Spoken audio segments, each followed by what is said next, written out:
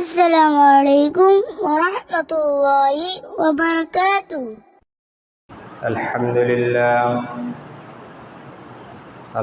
لله نحمده ونستعينه ونستغفره ونؤمن به ونتوكل عليه ونعوذ بالله من شرور أنفسنا ومن سيئات أعمالنا من يهدي الله فلا مضل له ومن يضلل فلا هادي له ونشهد أن لا إله إلا الله وحده لا شريك له ونشهد أن سيدنا ومولانا محمدا عبده ورسوله صلى الله تعالى عليه وعلى آله وأصحابه وبارك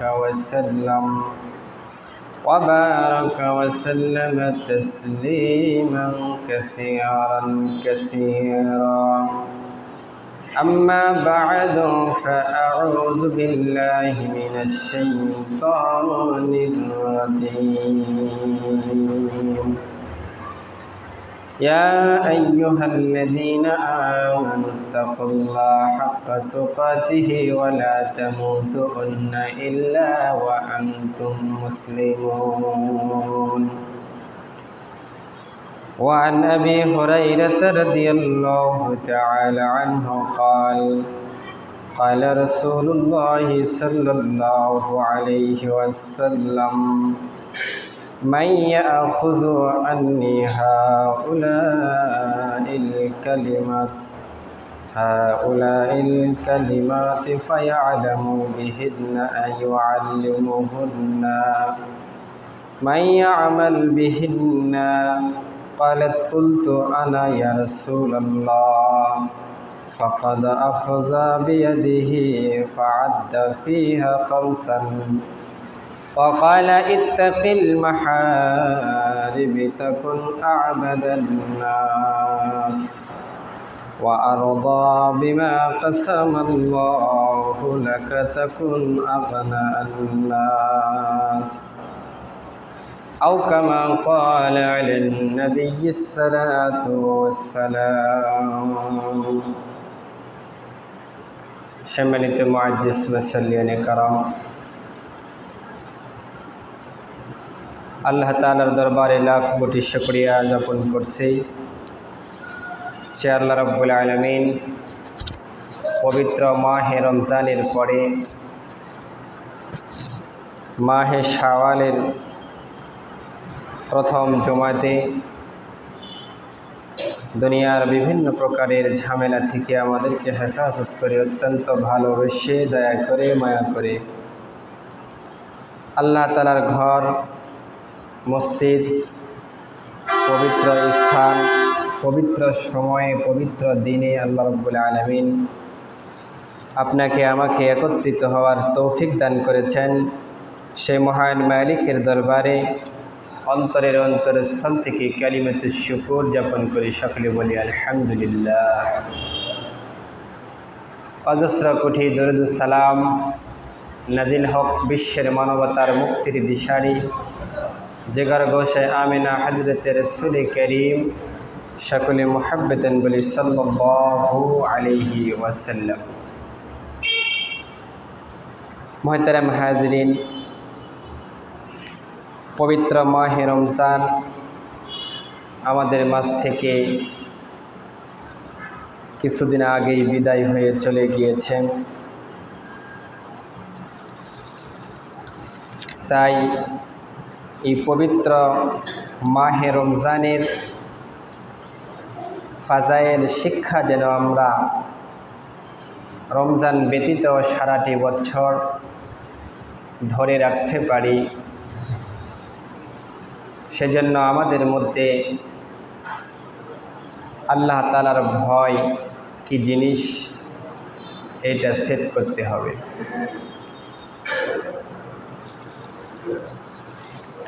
আমি দীর্ঘ ভূমিকার দিকে না গিয়ে আমি আপনাদের সম্মুখে রাসূল করিম সাল্লাল্লাহু আলাইহি ওয়াসাল্লামের অসংখ্য হাদিস মুবারকা থেকে একখানা হাদিসের কয়েকটি নির্দেশের দু একটি নির্দেশ আমি পাঠ করেছি। হাদিসটিতে হযরতে আবু হুরায়রা রাদিয়াল্লাহু তাআলা থেকে বর্ণিত। তিনি বলেন যে একদা নবী করিম সাল্লাল্লাহু আলাইহি ওয়াসাল্লাম কোনো এক মজলিসে উপস্থিত ছিলেন। তিনি বললেন, আমি 5টি কথা বলতে চাই। রাসূল বলল, আমি 5টি কথা বলতে চাই। এমন কে আছে যে এই 5টি বিষয়কে সংরক্ষণ করবে,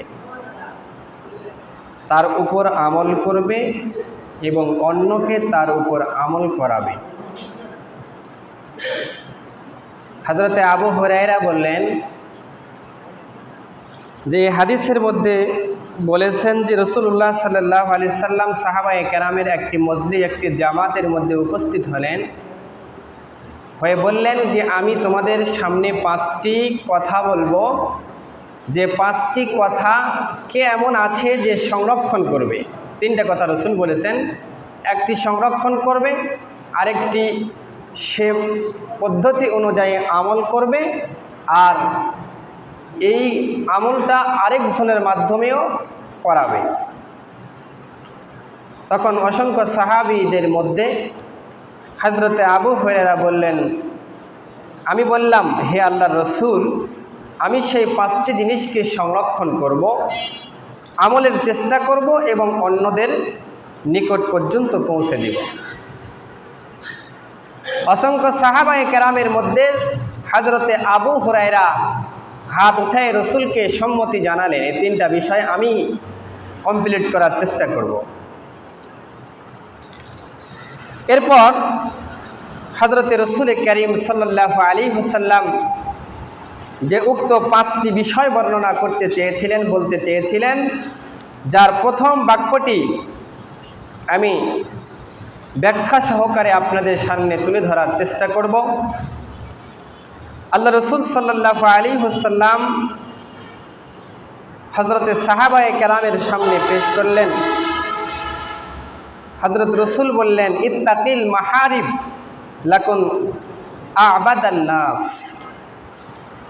বলেন, হে আবু হুরায়রা, তুমি হারাম কাজ থেকে বিরত থাকো। 5 কথার এক নসিহত রাসূল সাল্লাল্লাহু আলাইহি সাল্লামের, যে তুমি হারাম কাজ থেকে বিরত থাকো, তাহলে তুমি মানুষের মাঝে সর্বাধিক ইবাদত গুজার হয়ে যাবে। বিদায় নিয়েছেন তাকওয়া অর্জনের মাস। মানুষ ইবাদতের গুজার হওয়ার জন্য সবচাইতে গুরুত্বপূর্ণ শর্ত হচ্ছে গুনাহ থেকে বিরত থাকা, তাকওয়া অবলম্বন করা, আল্লাহ তাআলার ভয় মানুষের অন্তরে সেট করা। প্রতি বছর এই তাকওয়ার বার্তা নিয়ে আমাদের মাঝে উপস্থিত হন পবিত্র মাহে রমজান।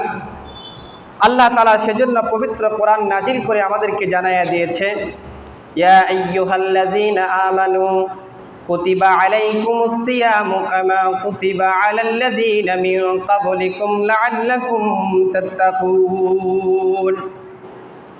আল্লাহ তাআলা বলেন, হে ঈমানদারগণ, তোমাদের উপর রোজাকে ফরজ করা হয়েছে যেমনি ফরজ করা হয়েছিল তোমাদের পূর্ববর্তী মানুষদের উপর, যাতে করে তোমরা এই রোজার মাধ্যমে তোমাদের মুত্তাকি, তোমাদের ভিতর আল্লাহ তাআলার ভয়, খোদা ভীতি অর্জন করতে পারো। যদি গুনাহ থেকে বিরত না থাকে আর নফল ইবাদত বেশি বেশি করে, তাহলে শুধু নফল ইবাদতের অধিক্যের কারণে মানুষ ইবাদত গুজার হয় না, যতক্ষণ পর্যন্ত গুনাহ না ছাড়ে। তার কিঞ্চিত ব্যাখ্যা বিশ্লেষণ আমি আপনাদের সামনে পেশ করার চেষ্টা করব।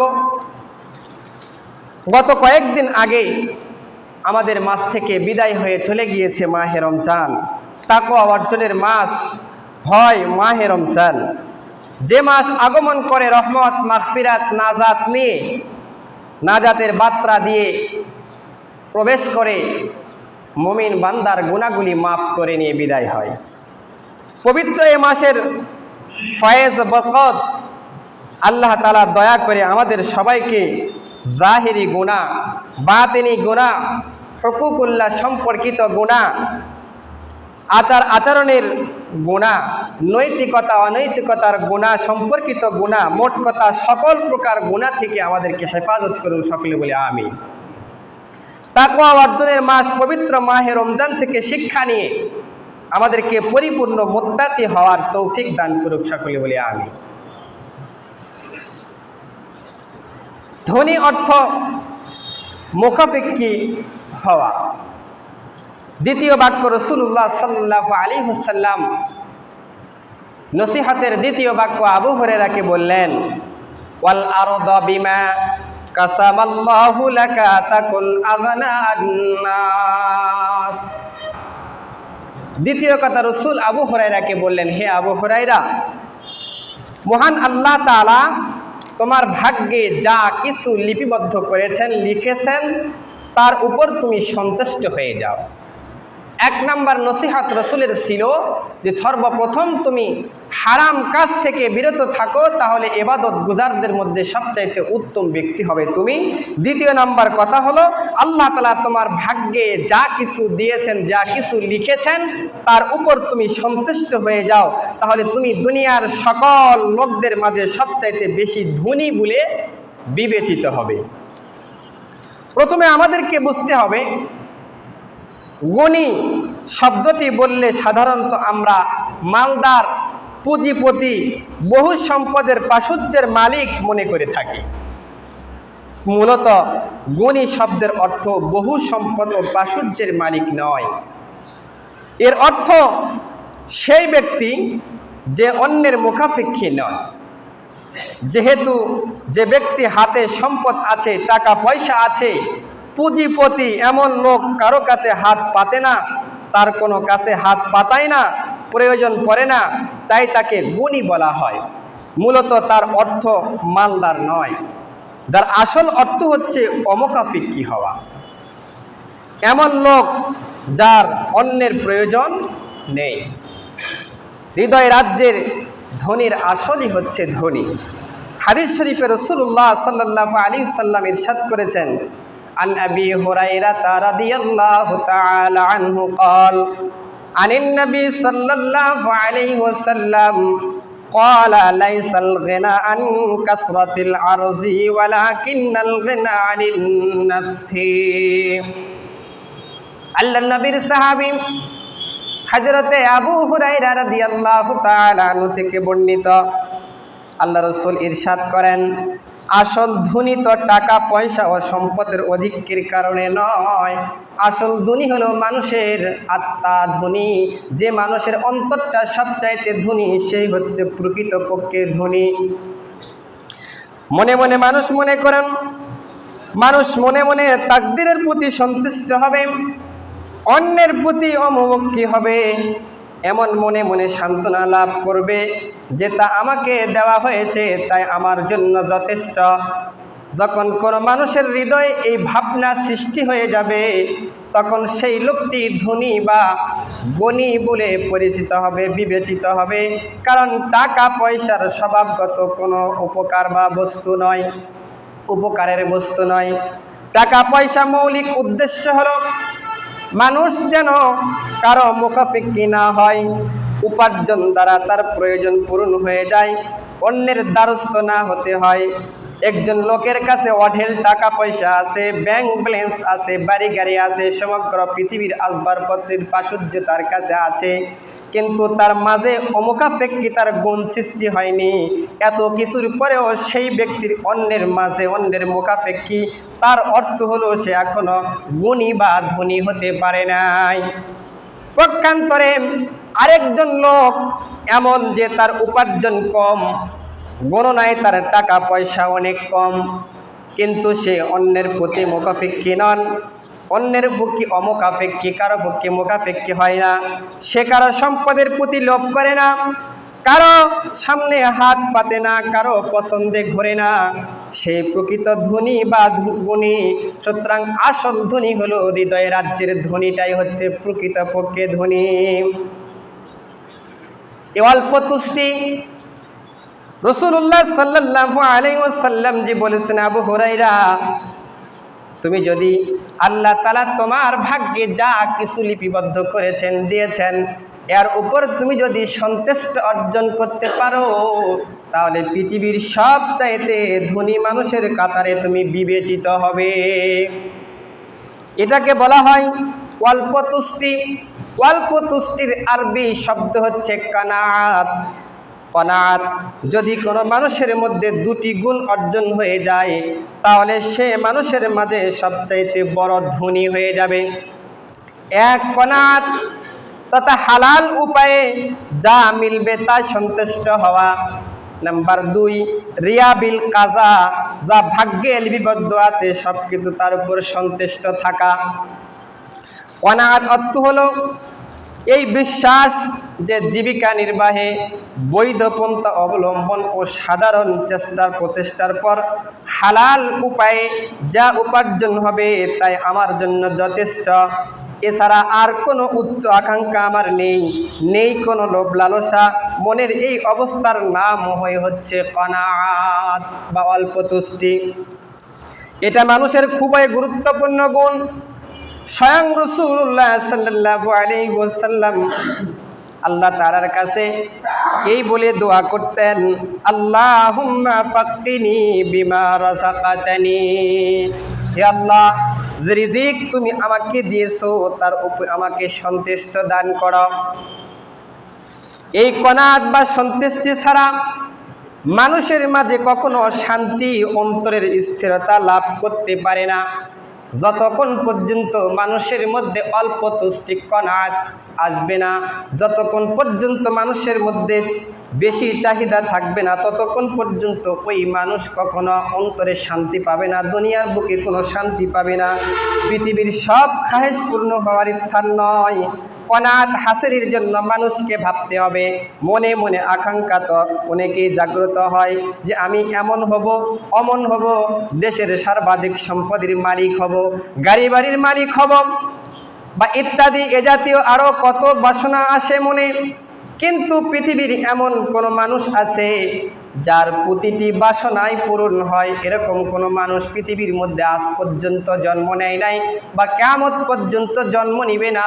যে মানুষটি পৃথিবীর মধ্যে আসে তার মনের বাসনা যা কিছু চেয়েছে সব কিছু পূরণ হবে, এরকম পৃথিবীর কোনো মানুষ পৃথিবীতে আসে নাই বা সামনে আসবে না। বড় থেকে বড় বাদশাহ হোক, বড় থেকে বড় ওলি হোক, বড় সুফি সাধক বা কিংবা বড় বুজুর্গ আলেম হোক, এমন কেউ নেই যার প্রতিটি কামনা বাসনা আল্লাহ রাব্বুল আলামিন পূরণ করবে। অবশ্যই তার মধ্যে কিঞ্চিত হলেও অসম্পূর্ণ রেখে দিবে। এটাই হচ্ছে দুনিয়া, যাকে আল্লাহ তাআলা তৈরি করেছেন এভাবে যে এতে কিছু কামনা পূরণ হবে আর কিছু অপূর্ণ থাকবে। যখন সকল খাহেশ ও চাহিদা পূর্ণ হওয়ার নয়, তখন দুই অবস্থার কোনো একটি অবলম্বন করতে আমাদেরকে হবে। নাম্বার 1, সারা জীবন কামনা বাসনা পূর্ণ না হওয়ার জন্য বিঘ্ন ও দুঃখিত হবে, অভিযোগ করবে যে আমার অমুক ইচ্ছা পূরণ হয়নি, অমুক জিনিস প্রত্যাশা করেছিলাম কিন্তু পাইনি। সারা জীবন এই অনুতাপ অনুপরিতাপের কেটে যাবে, আর কোনোদিন তার পূরণ হবে না। নাম্বার 2, ভাগ্যলিপির উপর সন্তুষ্ট হবে, কারণ ভাগ্যলিপির বাহিরে কখনো কোনো জিনিস পাওয়া যায় না। ভাগ্যলিপি যা আছে তাই পাবে। অতএব আল্লাহ তাআলা তাকদীর ও তার বন্টনের মাধ্যমের উপর রাজি থাকা, তোমাকে যতটুকু দেওয়া হয়েছে অতটুকুর উপরে সন্তুষ্ট সঙ্গত থাকা। তবে বৈধ পন্থায় চেষ্টা করা নিষেধ নয়, কিন্তু চেষ্টার পর যা পাবে তার উপর খুশি হওয়া, পক্ষান্তরে তার চেয়ে বেশি আশা করে নিজেকে পেরেশানি হওয়া, অন্যকে পেরেশানি করা এবং তার জন্য বৈধ অবৈধ সকল পন্থা অবলম্বন করা এমন এক বিপদ যার মাঝে আজ সমগ্র পৃথিবী ডুবে আছে। হযরত রাসূলুল্লাহ সাল্লাল্লাহু আলাইহি ওয়াসাল্লাম এই অংশের মাধ্যমে উম্মতকে এহেন বিপদ থেকে মুক্তির উত্তরণ পথ বাতলিয়ে দিয়েছেন। আল্লামা শেখ সাদী রহমাতুল্লাহ আলাই তার কিতাবের মধ্যে একটি প্রবন্ধ লেখেন, একটি কবিতা লেখেন। কবিতার আগে ঘটনাটি সুন্দর করে সে মানুষের সামনে উপস্থাপন করার জন্য লিখেছেন শেখ সাদী রহমাতুল্লাহ আলাই গুলিস্তান নামক কিতাবের নিজের ঘটনা লিখেছেন যে একবার আমি এক সফরে ছিলাম, এক শহর থেকে ব্যবসায়ীর ঘরে অবস্থান নিলাম। সে অমক বড় ব্যবসায়ী ছিলেন, অনেক ধনাঢ্যর মালিক ছিলেন, অনেক বড় ব্যবসায়ী ছিলেন। তার বাড়িটি ছিল সুরমাদ্য, এত সুন্দর পরিপাটি, এ দুনিয়ার সব জিনিসের সমাহার ছিল তার বাড়ির মধ্যে। যখন দস্তরখানায় খানা খেতে বসলাম তখন আলাপ আলোচনার সূচনা হলো। ব্যবসায়ীর বয়স প্রায় ৭০ বছর ছিল।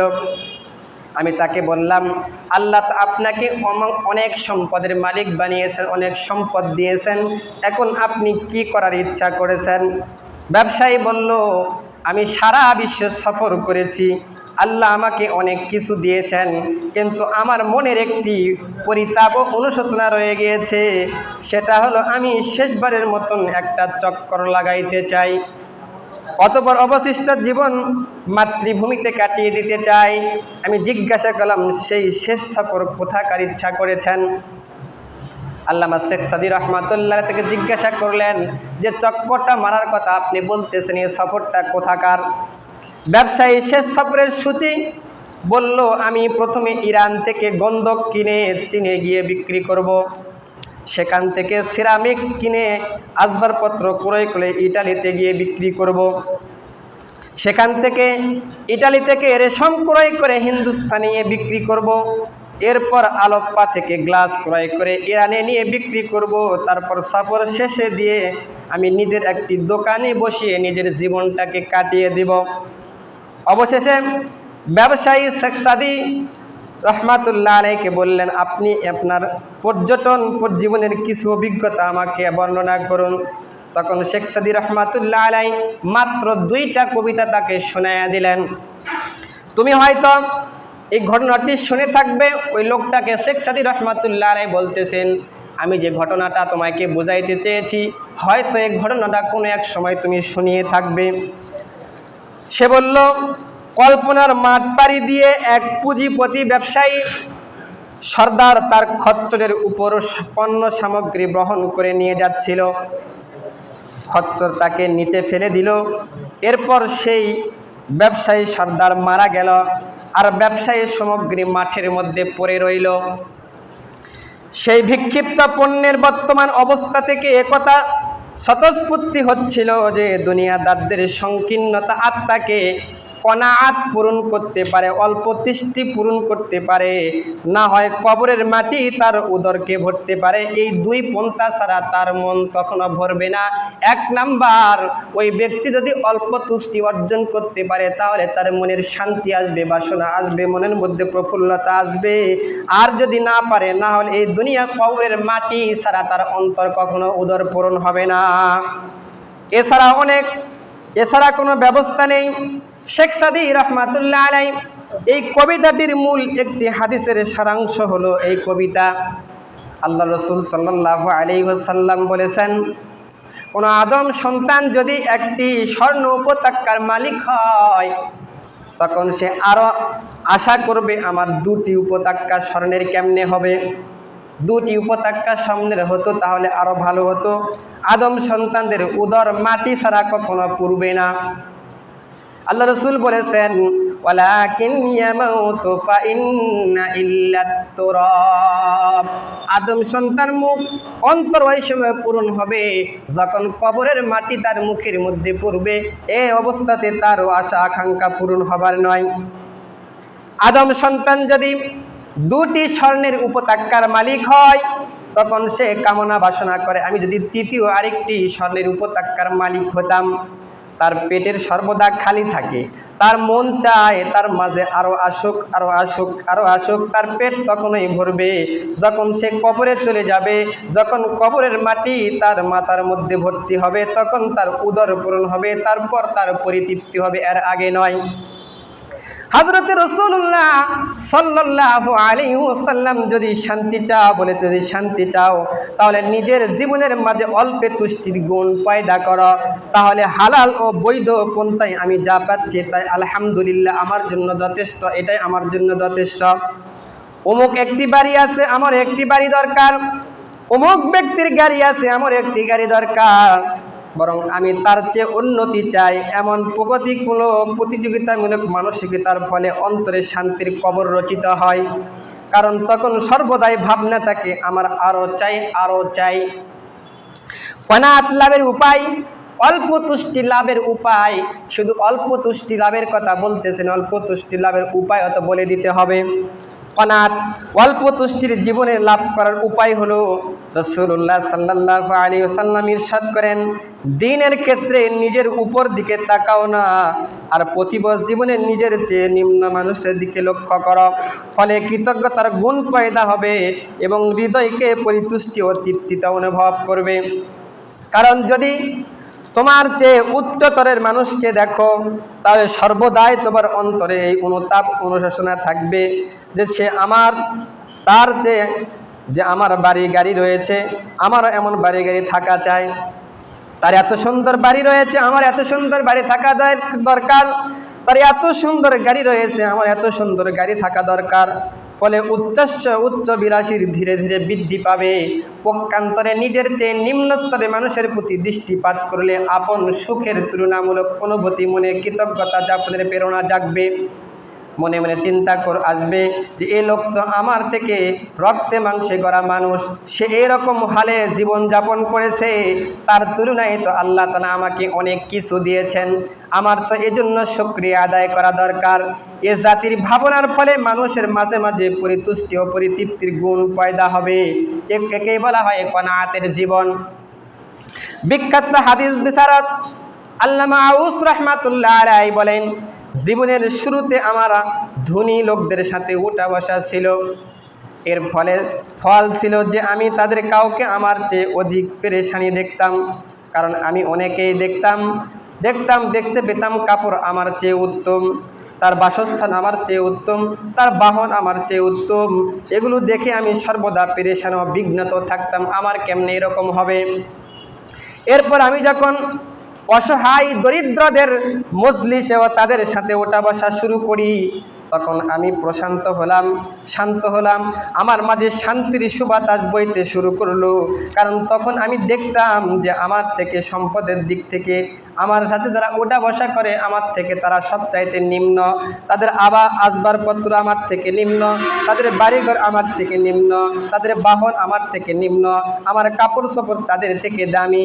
এখন আমি নিজের অবস্থার উপর আল্লাহ তাআলার শুকরিয়া আদায় করি যে আল্লাহ তাআলা আমাকে তাদের তুলনায় অনেক ভালোর অবস্থায় রেখেছেন। এই জন্যই বলেছেন যে সর্ব অবস্থায় মানুষ যদি কনাআত চায়, অল্প তুষ্টি অর্জন করতে চায়, তাহলে নিজের থেকে নিম্নগামী মানুষদের দিকে তাকাইতে হবে। কনাআতের চেয়ে উত্তম কোনো সম্পদ নেই। কারণ যখন মানুষের অন্তরে উচ্চ বিলাসিতার আগুন লেগে যায় তখন তার কোনো সীমা পরিসীমা থাকে না। অতঃপর সে উচ্চ আকাঙ্ক্ষায় মানুষকে দগ্ধ করতে থাকে, আগুনে দগ্ধ করতে থাকে। পরিশেষে অর্জন তো কিছুই হয় না। পরিতুষ্টি পরিতৃপ্তি ছাড়া পৃথিবীর জীবনে কেউ সুখ শান্তি আনতে পারে না। তাই হযরত রাসূলুল্লাহ সাল্লাল্লাহু আলাইহি ওয়াসাল্লাম দোয়ার শিক্ষা দিয়েছেন। আল্লাহ রাব্বুল আলামিনের কাছে রাসূলুল্লাহ সাল্লাল্লাহু আলাইহি সাল্লাম বারবার দোয়া করতেন, আল্লাহুম্মা কান্নিগনি বিমা রাযাকাতানি ওয়াখলুক লি ফি ওয়াখলুক আলা কুল্লি গায়াবাতিল লিল বিখাইর। হে আল্লাহ, যা কিছু তুমি আমাকে আমার রিজিক হিসাবে দান করেছ তার উপর আমাকে পরিসন্তুষ্টি দান করো, পরিতৃপ্তি দান করো। আর যে নিয়ামত আমার জন্য লাভ হয়নি তার বিনিময়ে আমাকে তোমার পক্ষ থেকে যা আমার জন্য কল্যাণ করে তাই করো, দান করো। হতে পারে আমি যে বস্তুটি আল্লাহ তাআলার কাছে কামনা করতেছি তা আমার জন্য উপকারী নাও হতে পারে, কিন্তু তুমি আমার জন্য আমার দয়া অনুসারে, তোমার দয়া অনুসারে আমাকে যা কিছু দেবে, দান করবে, তা হচ্ছে আমার জন্য উপকারী উপযোগী হবে, তাই আমাকে দান করুন। আমাদের সবাইকে এই দোয়াটি করা চাই। যদি আরবি শব্দ সহ মুখস্থ করা সম্ভব না হয় তাহলে অন্যথায় নিজের ভাষায় দোয়াটি হলেও করতে হবে। হযরত রাসূলুল্লাহ সাল্লাল্লাহু আলাইহি ওয়াসাল্লাম এই কথায় আমাদেরকে শিক্ষা দিয়ে গেছেন। হযরত রাসূল বলেছেন, যদি তুমি সঠিক অর্থে সম্পদশালী হতে চাও তাহলে তার পথ হলো সেই পরিমাণ সন্তুষ্ট হয়ে যাও যা আল্লাহ তাআলা তোমাকে তোমার সাধ্য অনুযায়ী ভাগ্য অনুযায়ী প্রদান করেছেন। আল্লাহর নবী সরকারে দু আলম নবী পয়গম্বর সাল্লাল্লাহু আলাইহি ওয়াসাল্লাম বলেছেন, যতক্ষণ পর্যন্ত তুমি অল্প তুষ্টি অর্জন করবে না ততক্ষণ পর্যন্ত তোমার দুনিয়ার মধ্যে কোনো আকাঙ্ক্ষা পূরণ হবে না। কারণ দুনিয়াটা হচ্ছে এমন জিনিস, দুনিয়াটা এমন এক বস্তু যে বস্তু দূর থেকে তোমাকে দেখাইবে কিন্তু ধরা দিবে না। দুনিয়াটা এমন, এই জন্য এক কবি বলেছেন, ঝালে দুনিয়া চু আরো সা রাস্তে আস, জালে দুনিয়া চু আরো সা রাস্তে আস, দর্দে রোজে সবি দে গার খাস্তে আস, দর্দে রোজে সবি দে গার খাস্তে আস। দুনিয়াটা এমন একটা পেরেশানির জায়গা, দুনিয়াটা এমন একটা পেরেশানির জায়গা, সবুজ শ্যামল নবদুলহানের মতন দেখাইবে, ধরতে গেলে আর তোমাকে কখনো ধরা দিবে না। তোমার সারাদিন সারাটে জীবন তার পিছনে হন্য হয়ে খুঁজবে কিন্তু কখনো দুনিয়া কাউকে ধরা দেবে না। এজন্য রাসূলুল্লাহ সাল্লাল্লাহু আলাইহি ওয়াসাল্লাম আমাদেরকে শিক্ষা দিয়েছেন, ইত্তাকিল মাহারিবি তাকুন আবাদান লিন্নাস ওয়া আরদা বিমা কাসামাল্লাহু লাতুন আগনা আন্নাস ওয়া আহসিন ইলা যারিকা লাকুন মুমিনান। আল্লাহ রাসূল সাল্লাল্লাহু আলাইহি ওয়াসাল্লাম হযরতে আবু হুরায়রা রাদিয়াল্লাহু তাআলা আনহুকে 3 নম্বর নসিহতের কথা বলতেছেন, ইহসান, হে আবু হুরায়রা, ওয়াহসিনু ইলা যারিকা তাকুন মুমিনান। 3 নম্বর নসিহত হলো, তুমি তোমার পাড়া প্রতিবেশী আত্মীয় স্বজনদের সামনে সৎ আচরণ করো, তাহলে তুমি মুমিনদের মধ্যে বলে গণ্য হবে। হযরতে আবু হুরায়রা রাদিয়াল্লাহু তাআলা আনহু বললেন, তুমি যদি তোমার আত্মীয়ের সাথে সম্পর্কটা কায়েম করো, এই সম্পর্কের মাধ্যমে আল্লাহ রাব্বুল আলামিন তোমাকে এই পৃথিবীর মধ্যে মুমিনদের মধ্যে উচ্চ আসন দান করে দিবেন। রাসূলুল্লাহ সাল্লাল্লাহু আলাইহি ওয়াসাল্লাম বারবার এই কথাটি বুঝাইছেন। আল্লাহ রাসূল সাল্লাল্লাহু আলাইহি ওয়াসাল্লাম হযরতে আবু হুরায়রাকে যে নসিহত করেছিলেন, প্রথম নসিহত ছিল, ইত্তাকিল মাহারিবি তাকুন আবাদান লিন্নাস। হে আবু হুরায়রা, তুমি তোমার হারাম কাজ থেকে বিরত থাকো। আল্লাহ রাসূলের প্রথম নসিহত হচ্ছে তুমি হারাম থেকে বিরত থাকো, তাহলে তুমি মানুষের মাঝে সর্বাধিক ইবাদত গুজার বলে হয়ে যাবে। আজকে সারা পৃথিবীর মধ্যে তাকায়া দেখেন, সমাজের মধ্যে তাকায়া দেখেন, দেশের মধ্যে তাকায়া দেখেন, এই হারাম কাজ ছাড়া আমাদের সমাজ চলে না, হারাম কাজ ছাড়া দেশ চলে না, হারাম কাজ ছাড়া কোনো প্রোগ্রাম চলে না। সমস্ত কাজের মধ্যে আমাদের হারাম ঢুকে গিয়েছে, সুদ ঘুষ দিয়ে সয়লাভ হয়ে গিয়েছে সারা দেশ সারা পৃথিবীর মানুষ। এমন একটা সময় আল্লাহ রাসূল সাল্লাল্লাহু আলাইহি সাল্লামের নসিহতটা স্বর্ণের মতন দামি, যদি কেউ মানতে পারে আল্লাহ রাব্বুল আলামিন পৃথিবীর জমিনে তাকে শ্রেষ্ঠ ওলি বানায়া ছাড়ায় দিবে। এজন্য আল্লাহ রাসূল বলেছেন, ইত্তাকিল মাহারিবি তাকুন আবাদান লিন্নাস। আল্লাহ রাসূল বলেছেন, হে আবু হুরায়রা, তুমি সর্বাধিক হারাম কাজ থেকে পরিপন্থ কাজ থেকে বিরত থাকো, তাহলে তুমি মানুষের মাঝে সবচাইতে সর্বাধিক ইবাদত গুজার বলে ব্যাখ্যায়িত হবে। বর্তমান এই ফিতনার যুগে, যে যুগে সুদ ঘুষে হারাম কাজের সমাজ আজকে সয়লাভ, এই অবস্থাতে যদি আমি আল্লাহ রাসূল সাল্লাল্লাহু আলাইহি সাল্লামের এই আদেশটা যদি মান্য করতে পারি, রাসূল সাল্লাল্লাহু আলাইহি সাল্লামের আদর্শটা যদি আমি সেট করতে পারি আমার জীবনে, রাসূল বলেছেন এই আদর্শ সেট করার মধ্যেই তুমি পৃথিবীর সমস্ত মানুষের মধ্যে সবচাইতে ইবাদত গুজার হয়ে গণ্য হবে।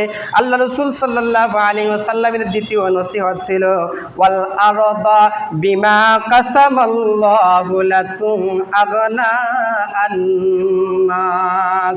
হে আবু হুরায়রা, আল্লাহ রাব্বুল আলামিন তোমার ভাগ্যে যা কিছু লিপিবদ্ধ করে দিয়েছেন, লিখিয়ে দিয়েছেন, তার উপর যদি তুমি সন্তুষ্ট হও তাহলে তুমি দুনিয়ার সকল মানুষের মধ্যে সবচাইতে ধনী বলে বিবেচিত হবে। এই অল্প তুষ্টি আল্লাহ রাব্বুল আলামিন আমার তকদিরে যা কিছু লিখেছে এই যার উপর যদি আমি সন্তুষ্ট থাকি আল্লাহ রাব্বুল আলামিন আমার সম্পদের মধ্যে বাড়ায়া দিবেন। আল্লাহ রাব্বুল আলামিন আয়াতের মধ্যে বলেছেন, লা ইন শাকারতুম লা আযীদান্নাকুম ওয়া লা ইন কাফারতুম ইন্না আযাবি লাশাদীদ। আল্লাহ রাব্বুল আলামিন বলেছেন, আমি আল্লাহ রাব্বুল আলামিন তোমাদেরকে পৃথিবীর জমিনে যা কিছু নিয়ামত দিয়েছে নিয়ামতের উপর তুমি সন্তুষ্ট থাকো। আমি আল্লাহ রাব্বুল আলামিন নিয়ামত দেওয়ার পরে নিয়ামতের শুকরিয়া আদায় করো, আরো চাই এ কথা বাদ দিয়া আল্লাহ যদি তোমাকে যা দিয়েছে তার উপর সন্তুষ্ট অর্জন করতে পারো, শুকরিয়া আদায় করতে পারো, আমি আল্লাহ রাব্বুল আলামিন তোমাদের নিয়ামতকে বাড়ায়া দিব। আর যদি তোমরা নিয়ামতের না শুকরিয়া আদায় করো তবে আমি আল্লাহ রাব্বুল আলামিন তোমাদেরকে যা নিয়ামত দিয়েছিলাম সমস্ত নিয়ামতগুলি তোমাদের মাঝ থেকে কারিয়ে নিব। আল্লাহ রাব্বুল আলামিন একথাই বলেছেন। এক কবি বলেছেন, শুকরে নিয়ামত নিয়ামতত আবু সুকুনাত, শুকরে নিয়ামত নিয়ামতত আবু সুকুনাত, কুফরে নিয়ামত নিয়ামতত বেরুকুনাত। এক কবি বলেছেন, শুকর নিয়ামত নিয়ামতের শুকরিয়া আদায় করলে আল্লাহ রাব্বুল আলামিন তোমাদের নিয়ামতকে দ্বিগুণ হারে বৃদ্ধি করে দিবেন। আর যদি নিয়ামত পাওয়ার পরেও আল্লাহ তাআলার সন্তুষ্টি না থাকো, আল্লাহ তাআলার শুকরিয়া আদায় না করো, আল্লাহ রাব্বুল আলামিন তোমার ওই নিয়ামতকে ছিনিয়ে নিবে। ইন্না আযাবি লাশাদীদ, তোমাদের পৃথিবীর জমিনের মধ্যে কঠিন আযাবের মধ্যে ফেলাইবে। এই জন্য বলেছেন, ওয়াল আরদা বিমা কাসামাল্লাহু লাতু আগনা আন্নাস। রাসূল বলেছেন, তোমরা যদি অল্প তুষ্টি অর্জন করতে পারো, তোমার ভাগ্যে যা কিছু আছে সব কিছুতে সন্তুষ্ট চিত্তে মেনে নিতে পারো, আল্লাহ রাব্বুল আলামিন এর মাধ্যমে সারা দুনিয়ার মুমিনদের মধ্যে তোমাকে সবচাইতে বেশি ধনী বানায়া দিবে। আল্লাহ রাব্বুল আলামিন সকলকে সহি বুঝে আমল করার তৌফিক দান করুক, আমিন। ওয়া আখিরু দাওয়ানা আলহামদুলিল্লাহি রাব্বিল আলামিন। তারা সুন্নাত পড়ে কাবলা দিবার সুন্নাত আদায় করে নেয়।